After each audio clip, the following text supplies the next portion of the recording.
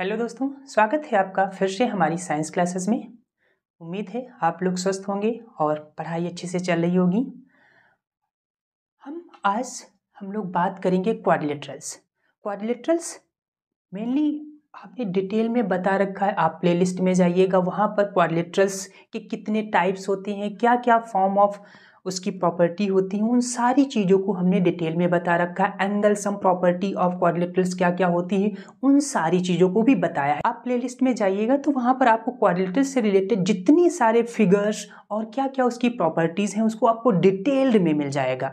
तो आज हम मेनली बात करेंगे कि आखिरकार क्वाड्रिलेटरल्स कैसे फॉर्म किया जाता है, और मेनली जो आपके क्लास 9th में क्वाड्रिलेटरल्स में पैरेललोग्राम है जो एक्सरसाइज 8.1 में मेंशन किया गया है उसकी बात करेंगे।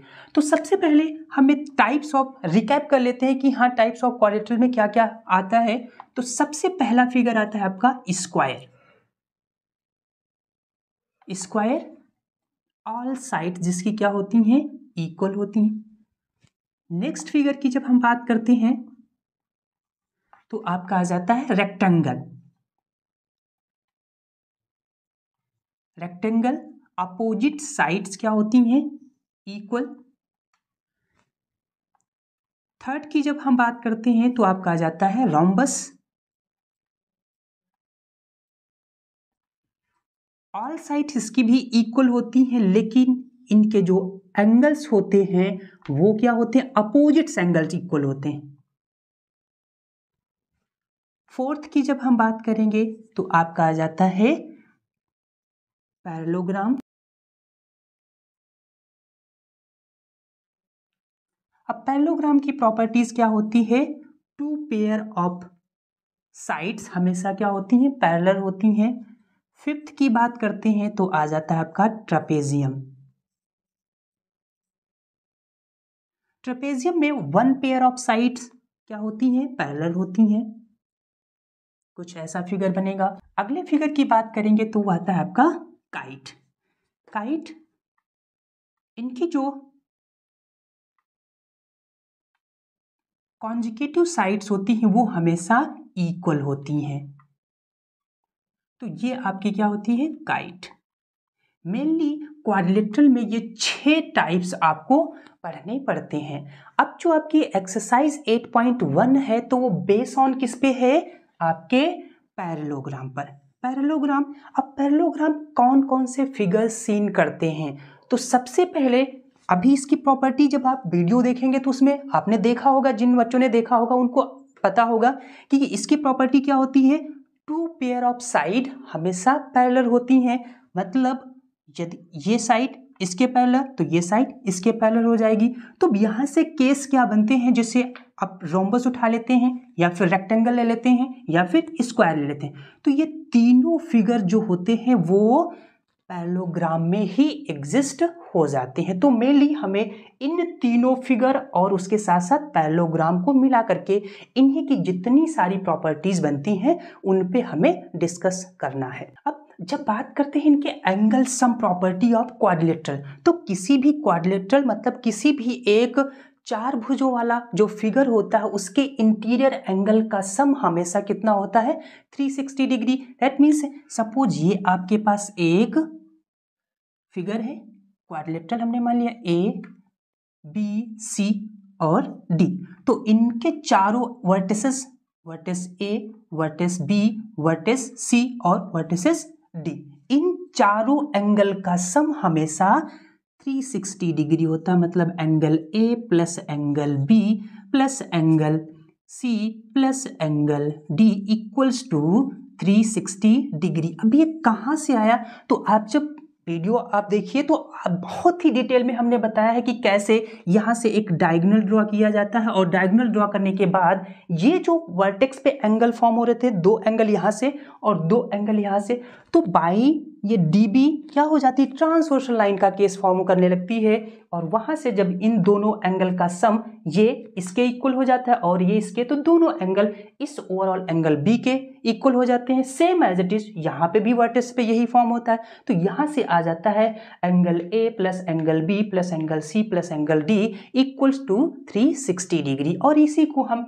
Angle sum property of quadrilateral कहते हैं। तो अब हम डायरेक्ट बात करते हैं कि आपकी जो एक्सरसाइज है उसमें कैसे, किस बेस पे जो आपके क्वेश्चन पूछे जाएंगे, तो उन्हीं से रिलेट करती हुई कुछ थ्योरम्स दी गई हैं। तो आप थ्योरम्स में क्या क्या बताया गया उनको डिस्कस करते हैं। जैसे कि आपकी थ्योरम 8.1 और 8.2, दो थ्योरम हमने यहाँ पर देखो स्क्रीन पे हमने लिख रखी है। क्या कहती है, सबसे पहली थ्योरम कहती है अ diagonal of a parallelogram divides it into two congruent triangles. मतलब आपको, जैसे ये हमारे पास एक पैरेललोग्राम A B C और D, ये एक पैरेललोग्राम है।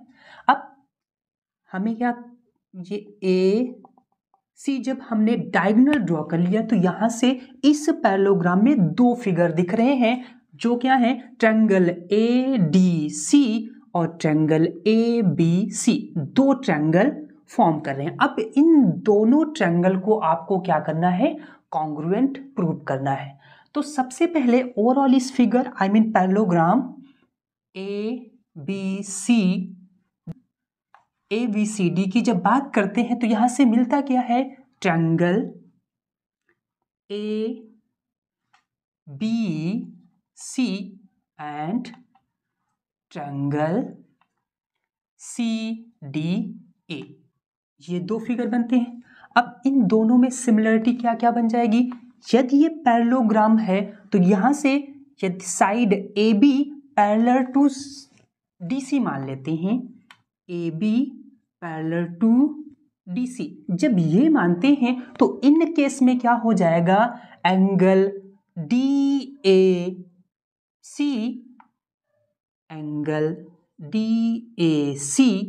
इक्वल किसके हो जाएगा, एंगल ACB के, एंगल ACB के। और रीजन में क्या लिखेंगे, बाई, क्योंकि AC क्या हो जाएगी, जब AB और DC पैरेलल हो जाएंगी तो AC ट्रांसवर्सल लाइन हो जाएगी, और ट्रांसवर्सल लाइन हो जाएगी तो यहाँ पे alternate pair of concept follow होने लगेगा। तो यहां से क्या हो जाएगा, पेयर ऑफ अल्टरनेट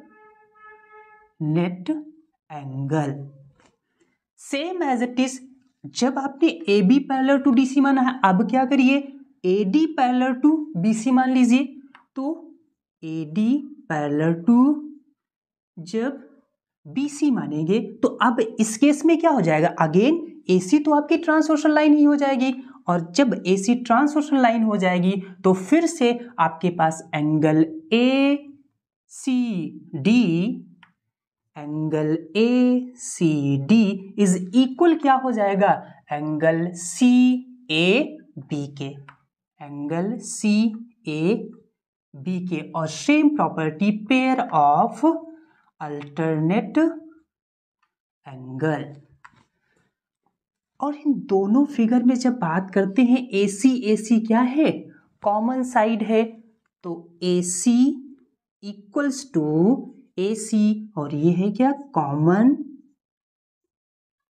साइड।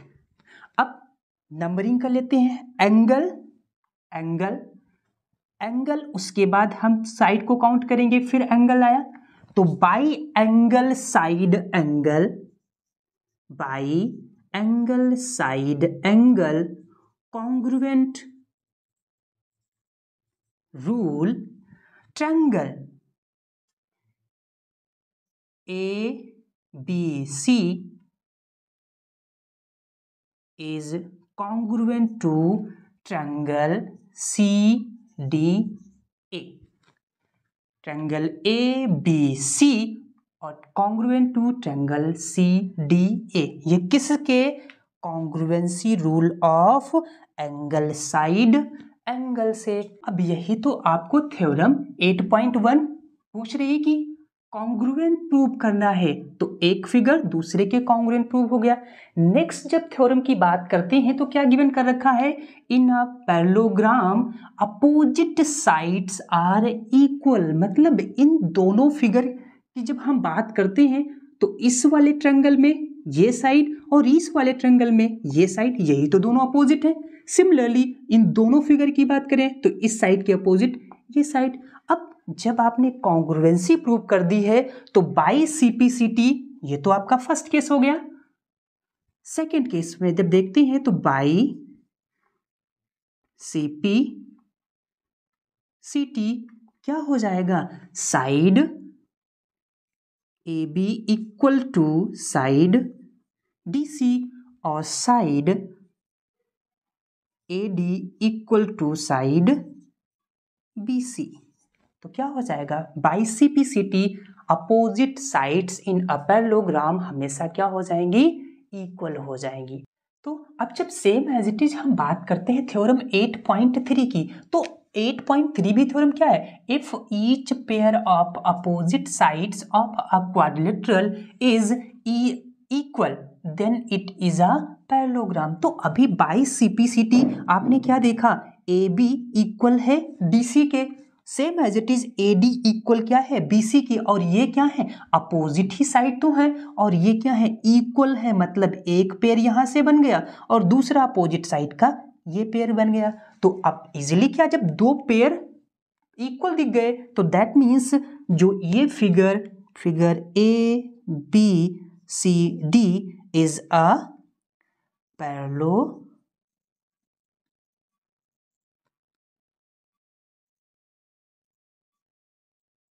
बस यही आपको जो है क्या प्रूव करना है आपकी थ्योरम 8.3 की। बात करते हैं थ्योरम 8.4 की। ये क्या कहती है, in a parallelogram opposite angles are equal. तो जब हम इस वाली थ्योरम की बात करते हैं तो बाई सीपीसीटी, क्योंकि ट्रायंगल ADC और ट्रायंगल ABC क्या है कॉन्ग्रुएंट हैं, तो इनके एंगल D और एंगल B तो ऑब्वियसली है, एंगल B और एंगल D ये क्या है इक्वल है। तो एंगल B इक्वल किसके है, एंगल D के। ये तो हमें पता है बाई सीपीसीटी, लेकिन यदि हम बात करते हैं एंगल A और एंगल C, तो इन दोनों वर्टेक्स पे जो एंगल फॉर्म हो रहा है, तो अभी अल्टरनेट पेयर कॉन्सेप्ट से देखा, क्योंकि जब पैरेलल लाइंस हैं उनके साथ जब AC कर्व ट्रांसवर्सल लाइन है तो यहाँ पे जो फॉर्म होने वाले एंगल हैं, तो इस वर्टेक्स पे एंगल कौन कौन बनेगा, एंगल DAC और angle CAB। Similarly vertex C की जब बात करेंगे तो एंगल DCA और एंगल ACB ही तो बनेगा। तो इन दोनों के केस में अभी आपने प्रूव किया कि एंगल DAC इक्वल किसके है, एंगल ACB के। और सेम एज इट इज जब इस फिगर की बात की तो एंगल ACD इक्वल किसके है, तो एंगल CAB के। ये क्या है इक्वल है। तो जब ये इक्वल है तो इन दोनों का सम क्या होना चाहिए, भी इक्वल होना चाहिए। एंगल A इक्वल किसके हो जाएगा, एंगल C के। आप इसको 1 बाई 1 करके जो है लिख भी सकते हैं, कोई समस्या नहीं होगी।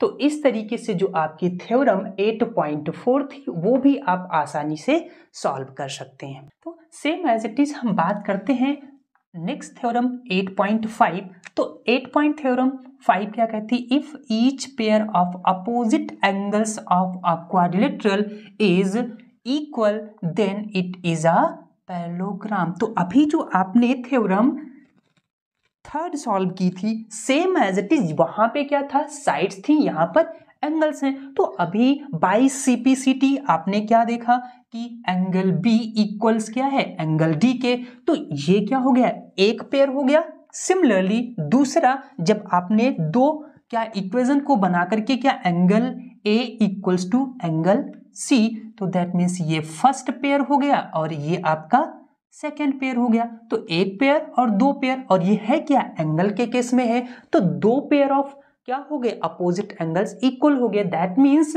ये जो फॉर्म हुआ है कि quadrilateral ABCD is a parallelogram. ये क्या हो जाएगा आपकी जो फिफ्थ थ्योरम है उसका आंसर। ये क्या था आपका जो फोर्थ थी, ये आपका थर्ड था, और ये सेकेंड, और ये आपकी फर्स्ट थ्योरम थी। तो एक ही कॉन्सेप्ट से एक ही फिगर से आपने कितनी पांचों थ्योरम्स को जो है अच्छे से समझ लिया होगा। उम्मीद करते हैं कि आपको जो 5 थ्योरम बताई गई हैं वो अच्छे से समझ में आई होंगी। अगली की जो थ्योरम्स रिमेनिंग है वो हम नेक्स्ट पार्ट में डिस्कस करेंगे।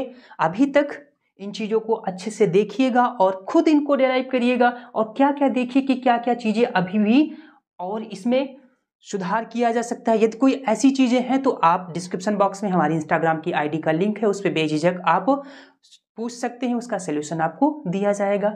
आगे की जितनी भी थ्योरी पार्ट बाकी है वो डिस्कस करते हैं नेक्स्ट में। तब तक के लिए जय हिंद।